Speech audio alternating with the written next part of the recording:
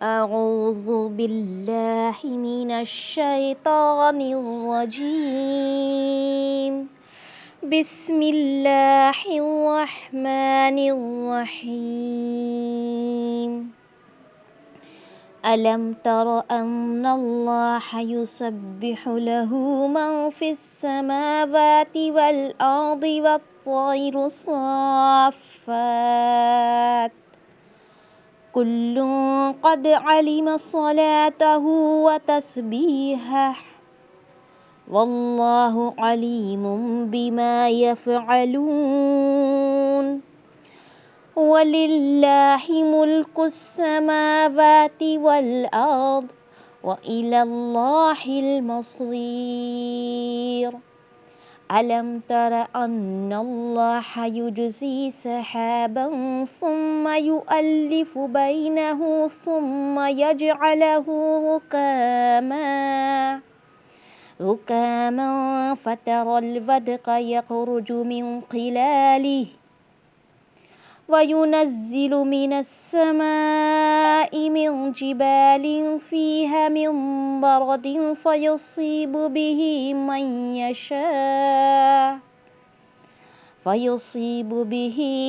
يشاء ويصرفه عن من يشاء يكاد سنا برقه يذهب بالأبصار۔ ترجمہ: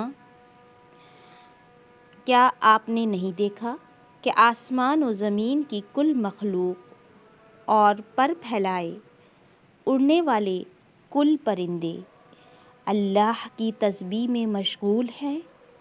ہر ایک کی نماز اور تسبیح اسے معلوم ہے۔ لوگ جو کچھ کریں اس سے اللہ بخوبی واقف ہے۔ زمین و آسمان کی بادشاہت اللہ ہی کی ہے اور اللہ ہی کی طرف لوٹنا ہے۔ کیا آپ نے نہیں دیکھا کہ اللہ بادلوں کو چلاتا ہے، پھر انہیں ملاتا ہے، پھر انہیں تہ بتہ کر دیتا ہے، پھر آپ دیکھتے ہیں کہ ان کے درمیان میں سے مینا برستا ہے۔ وہی آسمان کی جانب سے اولوں کے پہاڑ میں سے اولے برساتا ہے، پھر جنہیں چاہے ان کے پاس انہیں برسائے اور جن سے چاہے ان سے ہٹا دے۔ بادل ہی سے نکلنے والی بجلی کی چمک ایسی ہوتی ہے کہ گویا اب آنکھوں کی روشنی لے چلی۔ یہ تھی تلاوت سورہ النور کی آیت نمبر 41، 42 اور 43 کی اور اس کا ترجمہ۔ اب ہم ان آیات پر غور کرتے ہیں۔ کیا ہے؟ سوال ہے۔ آیت نمبر 41، أَلَمْ تَرَ أَنَّ اللَّهَ يُسَبِّحُ لَهُ مَن فِي السَّمَاوَاتِ وَالْأَرْضِ کیا آپ نے نہیں دیکھا کہ آسمان و زمین کی کل مخلوق پر پھیلائے ہوئے ہے؟ اڑنے والے پرندے کل کے کل اللہ کی تسبیح میں مشغول ہیں اور ہر ایک کو اس کی تسبیح بھی معلوم ہے اور نماز کا طریقہ بھی معلوم ہے۔ یعنی کہ اللہ نے ہر مخلوق کو یہ علم الہام و القاء کیا ہے کہ وہ اللہ کی تسبیح کس طرح کرے، جس کا مطلب یہ ہے کہ یہ اتفاق کی بات نہیں ہے، بلکہ آسمان و زمین کی ہر چیز کا تسبیح کرنا اور نماز ادا کرنا یہ بھی اللہ ہی کی قدرت کا ایک مظہر ہے، جس کی طرح ان کی تخلیق اللہ کی ایک صنعت و بدیع ہے جس پر اللہ کے سوا کوئی قادر نہیں۔ اکثر و بیشتر ہم جو صبح ہے اور صبح کے ساتھ ان پرندوں کی آواز بھی سنتے ہیں، اگر ہم غور کریں کہ کس طرح سے وہ پرندے بولتے ہیں اور مشغول ہوتے ہیں اپنی بولی میں اور ایسے گا رہے ہوتے ہیں کہ انہیں کچھ خبر نہیں ہوتی۔ ایک جو فضا ہے اس میں آواز ہوتی ہے، گنگناہٹ عجیب سی۔ ایک شام میرا لوٹنا ہوا ایک جگہ سے جہاں پہاڑ تھے، تو وہاں میں نے خود یہ محسوس کیا کہ ایک گنگناہٹ اس طرح کی ہے پرندوں کی جو لگاتار ایک سی آواز ہے۔ جس طرح سے انسان جب کچھ پڑھتا ہے تو اس کی ایک ٹون بن جاتی ہے، بالکل اسی طرح میں نے بھی پرندوں کی آواز سنی تو سبحان اللہ و الحمد للہ کے الفاظ میرے منہ سے نکل گئے۔ تو یہ ہے اللہ تعالیٰ کی قدرت کہ اس نے کس طرح چرندوں پرندوں درند کو اپنی تسبیح بتا رکھی ہے اور وہ مشغول ہے۔ ہم انسان غافل ہیں اور ہم غور نہیں کرتے۔ تو یہ ہے تسبیحات کا طریقہ جو اللہ تعالیٰ نے مخلوق کو دیا ہے، جس کو وہ خود معلوم ہے کہ کس کو کیا تسبیح کرنی ہے۔ اللہ تعالیٰ نے اپنے رسول کے ذریعے ہمیں وہ کلمات سکھائے جس کے ذریعے ہم اللہ تعالیٰ کی حمد و ثنا بیان کریں، اس کا قرب حاصل کریں۔ تو اللہ تعالیٰ سے یہ دعا اور ہدایت ہمیں مانگنی چاہیے کہ ہم اس کی پاکی بیان کریں، جب صبح کریں اور جب شام کریں۔ ہماری صبح اور شام اللہ تعالیٰ کے ذکر کے ساتھ ہو، یہی سب سے بہترین صبح ہوگی اور وہی سب سے بہترین شام ہوگی۔ تو یہ ہوئی تفسیر آیت نمبر 41 کی۔ اب کیا ہے آگے، لوگ جو کچھ کریں اس سے اللہ تعالیٰ بخوبی واقف ہے۔ یہ گویا انسانوں اور جنوں سے یہ تنبیہ ہے کہ تمہیں اللہ نے شعور اور ارادے کی آزادی تو دے دی ہے، تو تمہیں دوسری مخلوقات سے زیادہ اللہ کی تسبیح و تحمید کی اطاعت کرنا چاہیے تھی، لیکن معاملہ اس کے برعکس ہوا۔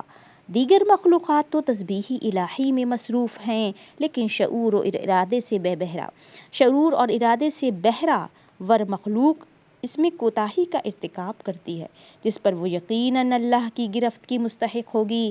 تو ہمیں جو کچھ دیا گیا اس پر سوال کیا جائے گا۔ ہم یہ نہ سمجھیں کہ ہم چھوڑ دیے گئے ہیں، ہمارے پاس جو قوتیں جو آسانیاں موجود ہیں اس کے مطابق سوال کیا جائے گا۔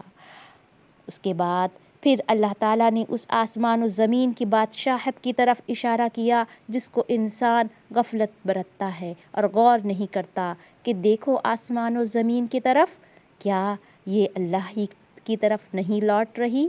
ہر چیز جو جاتی ہے وہ کہاں چلی جاتی ہے؟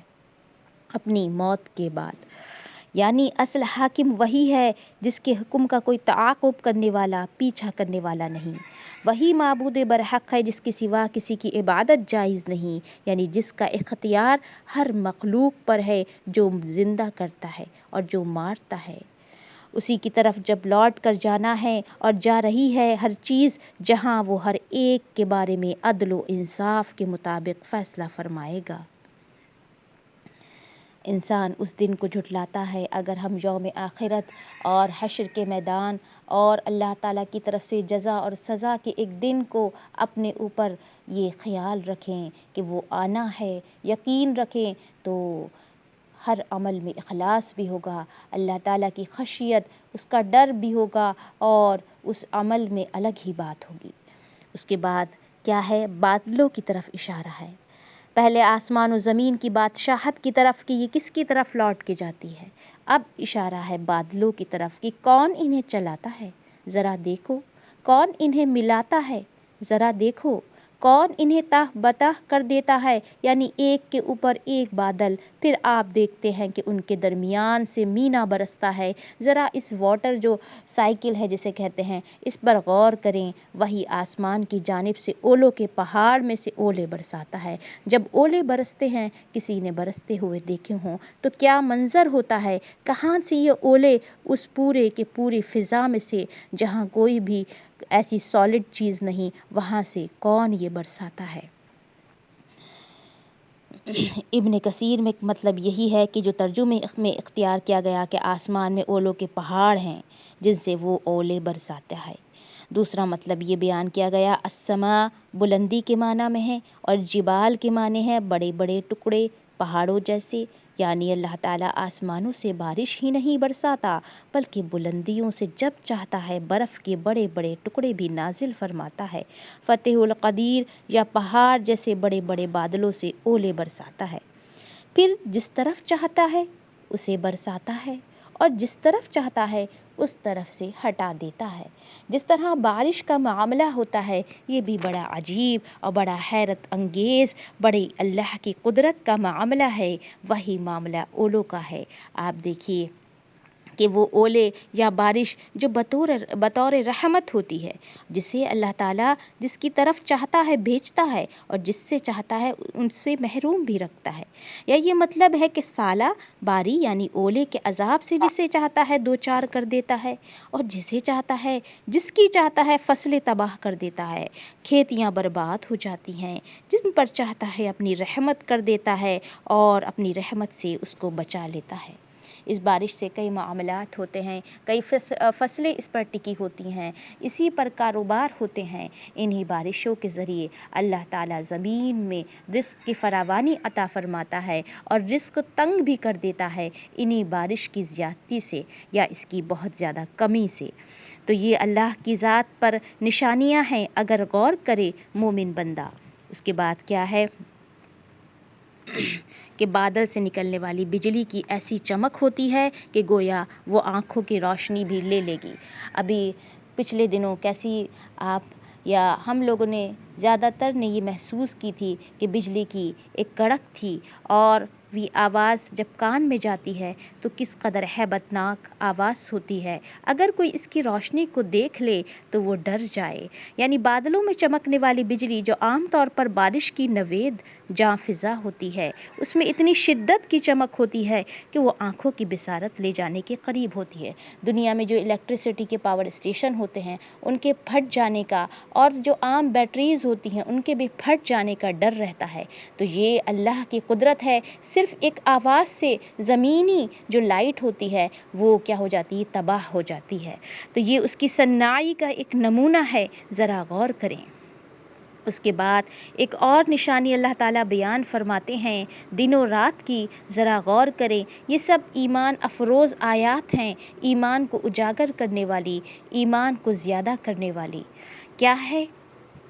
آیت نمبر 44 ہے یقلب اللہ اللیل والنہار ان فی ذلک لعبرۃ لأولی الابصار واللہ خلق کل دابۃ من ماء فمنہم من یمشی علی بطنہ ومنهم من يمشي على رجلين ومنهم من يمشي على أربع يخلق الله ما يشاء إن الله على كل شيء قدير۔ اللہ ہی دن اور رات کو رد و بدل کرتا رہتا ہے، آنکھوں والوں کے لیے تو اس میں ہی یقیناً بڑی عبرتیں ہیں۔ تمام کے تمام چلنے پھرنے والے جانداروں کو اللہ ہی نے پانی سے پیدا کیا ہے، ان میں بعض تو اپنے پیٹ کے بل چلتے ہیں، بعض 2 پاؤں پر چلتے ہیں، بعض 4 پاؤں پر چلتے ہیں۔ اللہ جو چاہتا ہے پیدا کرتا ہے، بے شک اللہ ہر چیز پر قادر ہے۔ یہ 2 آیات، آیت نمبر 44 اور 45 کا ترجمہ۔ اب دیکھیے اس کی تفسیر کہ یہ وہ رات اور دن جس کی تبدیلی ہم روز اپنی آنکھوں سے دیکھتے ہیں، یہ اللہ کی ایسی نشانی ہے کہ کبھی دن بڑے اور کبھی راتیں چھوٹی اور کبھی اس کے برعکس، یا کبھی دن کی روشنی بادلوں کی تاریکیوں سے اور رات کے اندھیروں کو چاند کی روشنی سے بدل دیتا ہے۔ تو اس میں اللہ تعالیٰ فرماتے ہیں ان فی ذلک لعبرۃ لأولی الابصار، کہ میرے وہ بندے جو یقیناً آنکھیں رکھنے والے ہیں، جن کے پاس حقیقت کی ایمان کی آنکھیں ہیں، وہ عبرت پکڑتے ہیں۔ ایک ہوتی ہے بصیرت جس سے نظر آتا ہے، بصارت جس سے نظر آتا ہے، ایک ہوتی ہے بصیرت جو دل کی آنکھیں، جس کی طرف قرآن مجید میں کئی بار اشارہ کیا گیا کہ یہ جس کی آنکھیں کھل جاتی ہیں اس کو اللہ تعالیٰ ہدایت عطا فرما دیتا ہے، اور اس کو اس دنیا اس کائنات کی ہر چیز میں ہر شے میں اللہ کی ذات نظر آتی ہے، اس کی قدرت کاملہ نظر آتی ہے، اس کا ایمان زیادہ ہوتا ہے، اور یہی اس کے ایمان کے زیادہ ہونے کا، قوی ہونے کا سبب بن جاتا ہے۔ تو یہ لأولی الابصار ہیں جن کے لیے رات و دن کا بدلنا کوئی معمولی چیز نہیں ہے۔ یہی صبح اور شام کا بدلنا انہیں اللہ کی یاد میں مشغول کر دیتا ہے، جیسے ہم اکثر بھول جاتے ہیں کہ کس وقت ہمیں کون سی آیت اور کون سی تسبیح پڑھنی تھی۔ یہی ایمان والے بندے اور بندیاں ہوتے ہیں جو اللہ کی آیات پر غور و فکر کے ساتھ ذکر و تسبیح میں مشغول ہو جاتے ہیں جب جیسا انہیں وقت ملتا ہے۔ اس کے بعد اللہ تعالیٰ فرماتے ہیں کہ میں نے ہر چیز کو پانی سے پیدا کیا، جاندار کو جس کے اندر بھی جان ہے۔ تو یہ جاندار ہر چیز، درند چرند پرند انسان، ہر وہ جان جس کے اندر جان اللہ تعالیٰ کی طرف سے ہے، یا دیگر حشرات الارض، کیڑے مکوڑے، سانپ مچھلی، سب۔ تو یہ کیا ہیں؟ اپنے پیٹ پر بھی چلتے ہیں کچھ جاندار، 2 پیروں پر، کچھ 4 پیروں پر چلتے ہیں۔ تو یہ 2 پیروں پر، 4 پیروں پر ایسے جاندار ہم نے جو ہے اپنی آنکھوں سے دیکھے ہیں، جیسے جو ہے کیکڑا ہے، مکڑی ہے، بہت سے زمینی کیڑے ہیں جو 4 سے بھی زیادہ پاؤں رکھتے ہیں۔ اور اللہ تعالیٰ جو چاہتا ہے پیدا کرتا ہے۔ یہ اشارہ ہے اس بات کی طرف، یعنی کہ 4 پاؤں سے بھی زیادہ پاؤں اللہ تعالیٰ نے دے رکھے ہیں۔ بے شک اللہ ہر چیز پر قادر ہے۔ اور لقد انزلنا آیات مبینات، ہم نے روشن آیات، واضح آیات نازل کر دی ہیں، اتار دی ہیں، دے دی ہیں اس دنیا میں۔ اللہ تعالیٰ جس کو چاہتا ہے سیدھی راہ کی طرف لے جاتا ہے اور دکھا دیتا ہے اسے سیدھی راہ۔ آیات مبینات سے مراد سب سے پہلے تو قرآن مجید ہے، جس میں ہر چیز کا بیان ہے، جس کا تعلق انسان کے دین و اخلاق سے ہے، جس پر اس کی فلاح، اس کی کامیابی، اس کی اصل سعادت کا انحصار ہے۔ سورہ انعام کی آیت نمبر 38 میں فرمایا گیا، ما فرطنا فی الکتاب من شیء، ہم نے کتاب میں کسی چیز کے بیان میں کوتاہی نہیں کی۔ اور واقعی ہمیں اپنے ہر مسئلے، ہر پریشانی، ہر سوال کا جواب قرآن مجید سے مل جائے گا اگر ہم اسے غور سے پڑھیں۔ جسے نصیب ہونی تھی ہدایت، نصیب ہونی ہوتی ہے ہدایت، اللہ تعالیٰ اسے نظر صحیح اور قلب صادق عطا فرما دیتا ہے، اور جس سے اس کے لیے ہدایت کا راستہ آسان ہو جاتا ہے اور کھل جاتا ہے۔ صراط مستقیم سے مراد یہی ہدایت کا راستہ ہے جس میں کوئی کجی، کوئی ٹیڑھ، کوئی جھوٹ نہیں، اسے اختیار کر کے انسان اپنی منزل مقصود جنت تک پہنچ جاتا ہے۔ تو یہ ہیں آیات مبینات، اور اس کی جو اللہ تعالیٰ کی طرف سے ایک انجام ہے کہ جو ان آیات مبینات کو لے لے تو وہ اس کے لیے سیدھا راستہ بن جاتا ہے۔ اس کے بعد آیت نمبر 47 میں کیا ہے کہ لوگ کیا کہتے ہیں، وَيَقُولُونَ آمَنَّا بِاللَّهِ وَبِالرَّسُولِ وَأَطَعْنَا ثُمَّ يَتَوَلَّىٰ فَرِيقٌ مِّنْهُم مِّن بَعْدِ ذَٰلِكَ وَمَا أُولَٰئِكَ بِالْمُؤْمِنِينَ وَإِذَا دُعُوا إِلَى اللَّهِ وَرَسُولِهِ لِيَحْكُمَ بَيْنَهُمْ إِذَا فَرِيقٌ مِّنْهُم مُّعْرِضُونَ۔ ترجمہ، اور وہ کہتے ہیں کہ ہم اللہ اور رسول پر ایمان لائے اور فرما بردار ہوئے، پھر ان میں سے ایک فرقہ اس کے بعد بھی پھر جاتا ہے، یہ ایمان والے ہیں ہی نہیں۔ جب یہ اس بات کی طرف بلائے جاتے ہیں کہ اللہ اور اس کا رسول ان کے جھگڑے چکا دے تو بھی ان کی ایک جماعت منہ موڑنے والی بن جاتی ہے۔ تو یہ وہ تذکرہ اب لوگوں کی طرف ہے جو منافقت بھی اختیار کرتے ہیں، یعنی ایسے لوگوں سے بھی واسطہ پڑے گا جو ایمان والے بظاہر نظر آئیں گے لیکن ان کے دل میں ایمان نہیں، حتیٰ کہ رسول اللہ صلی اللہ علیہ وسلم کے ساتھ ایسے لوگ موجود تھے جو کہتے تھے آپ سے کہ ہم ایمان لے آئے۔ اللہ تعالیٰ ان کی حقیقت قرآن مجید میں کھول کر بیان کرتے ہیں، وَمَا أُولَٰئِكَ بِالْمُؤْمِنِينَ، یہ نہیں ہے ایمان والے، یعنی اعتقاد ان کا صحیح نہیں، اعتقاد صحیحہ سے محروم تھے، اسی لیے زبان سے اظہار تھا اور ایمان کی نفی دل میں موجود تھی۔ اس کے بعد کیا ہے، جب بلایا گیا ان کو اللہ اور اس کے رسول کی طرف کہ ان کے جھگڑے چکا دیے جائیں، یعنی ان کو بڑا مان لیں اللہ کے رسول کو، تو وہ ان کی جماعت منہ موڑنے والی، منہ پھیرنے والی، دھیان نہ دینے والی، غفلت برتنے والی بن جاتی ہے۔ حالانکہ وہ اپنی زبان سے کہتے ہیں کہ ہم اسلام پر ہیں، ہم دین پر ہیں۔ تو ایسے بہت سے لوگوں سے انسان کا واسطہ ہوتا ہے، تو قرآن مجید ہمیں ایک سبق کے طور پر آیات دیتا ہے کہ ایسے لوگوں سے باخبر رہو، ایسے لوگ ہیں درمیان میں۔ پھر کیا ہے؟ وَإِن يَكُن لَّهُمُ الْحَقُّ يَأْتُوا إِلَيْهِ مُذْعِنِينَ أَفِي قُلُوبِهِم مَّرَضٌ أَمِ ارْتَابُوا أَمْ يَخَافُونَ أَن يَحِيفَ اللَّهُ عَلَيْهِمْ وَرَسُولُهُ بَلْ أُولَٰئِكَ هُمُ الظَّالِمُونَ۔ ترجمہ: ہاں، اگر انہی کا حق ہو تو مطیع و فرما بردار ہو کر اس کی طرف چلے آتے ہیں۔ کیا ان کے دلوں میں بیماری ہے یا شک و شبہ میں پڑے ہوئے ہیں، یا انہیں اس بات کا ڈر ہے کہ اللہ اور اس کا رسول ان کی حق تلفی کریں گے؟ بات یہ ہے کہ یہ لوگ خود ہی بڑے ظالم ہیں۔ تو کیا ہے، کیا فرماتے ہیں اللہ تعالیٰ کہ اگر انہی کے حق میں معاملہ بیٹھے انصاف کا یا بے انصافی کا، تو وہ مطیع و فرما بردار ہو جائیں۔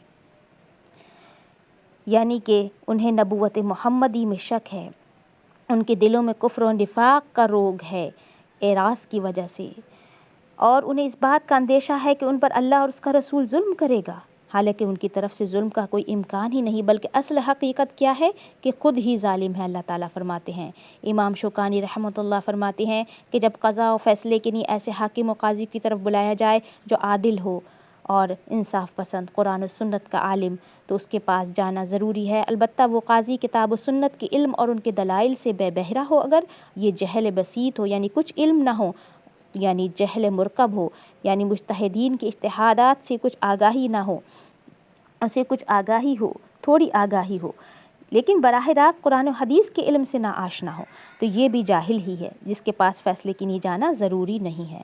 تو یہ ہے معاملہ کس کا؟ پہلے کہ اگر انہی کا حق ہو تو مطیع و فرما بردار ہو کر اس کی طرف چلے آتے ہیں، یعنی کہ معاملہ اگر ان کے حق میں بیٹھے۔